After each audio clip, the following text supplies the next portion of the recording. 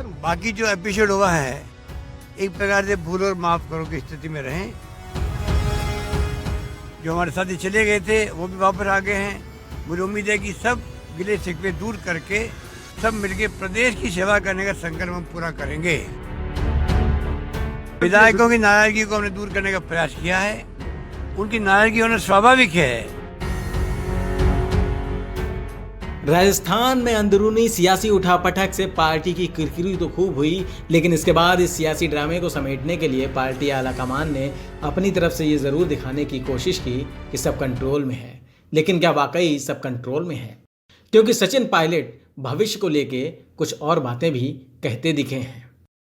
दरअसल सचिन पायलट की राहुल गांधी और प्रियंका गांधी से मुलाकात के बाद ये माना जा रहा है कि राजस्थान में कांग्रेस के अंदर सब कुछ सही है, लेकिन ऐसा वास्तविकता में होगा, लंबे समय तक रहेगा, ये कहना मुश्किल है।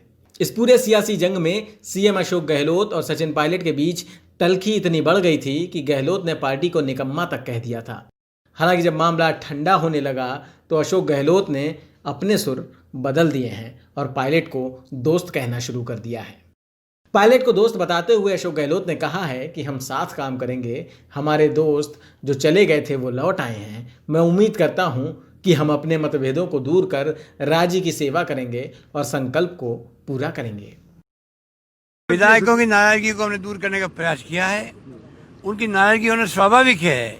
जिस रूप में ये एपिसोड हुआ, उनको एक महीना रहना पड़ा, उससे नाराजगी होना स्वाभाविक था। उनको मैंने समझाया है कि देश और प्रदेशवासियों के और लोकतंत्र को बचाने के लिए कई बार हमें सहन भी करना पड़ता है। हम सब आपस में मिलकर काम करेंगे। जो हमारे साथी चले गए थे वो भी वापस आ गए हैं। मुझे उम्मीद है कि सब गिले शिकवे दूर करके सब मिलके प्रदेश की सेवा करने का संकल्प हम पूरा करेंगे।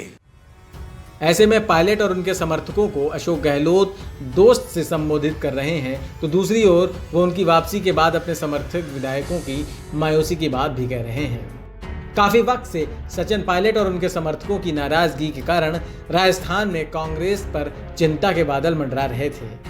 बादल छट्टे जरूर आ रहे हैं, लेकिन ये आगे के लिए कैसे होंगे, इस पर अभी कहना जल्दबाजी होगी।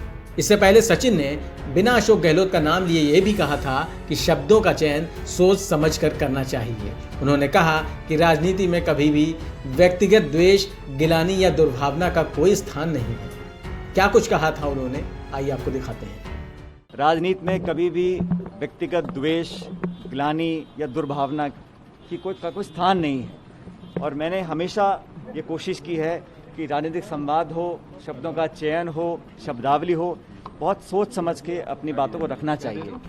और किसी व्यक्ति की बात नहीं है, सिद्धांतों की बात है, इश्यूज की बात है। पायलट की शिकायतों को दूर करने के लिए कांग्रेस ने 3 सदस्यीय कमेटी का गठन किया है। इस कमेटी में प्रियंका गांधी वाड्रा, वरिष्ठ नेता अहमद पटेल और केसी वेणुगोपाल को रखा गया है। पायलट ने सोमवार को राहुल गांधी से मुलाकात की थी, जिसके बाद ये फैसला लिया गया। वहीं एक टीवी इंटरव्यू में सचिन पायलट ने यह भी कहा कि भविष्य में क्या होगा इस पर अभी कुछ कहा नहीं जा सकता। गहलोत के लिए भी ये मुश्किल है, क्योंकि जिस तरह से उन्होंने अपने साथी विधायकों के साथ झंडा बुलंद किया था और पायलट को निकम्मा कहा था, अब सुर बदलने पर साथी विधायकों की मायूसी को खुशी में तब्दील करना होगा, जो मुश्किल लगता है। News room post, Delhi.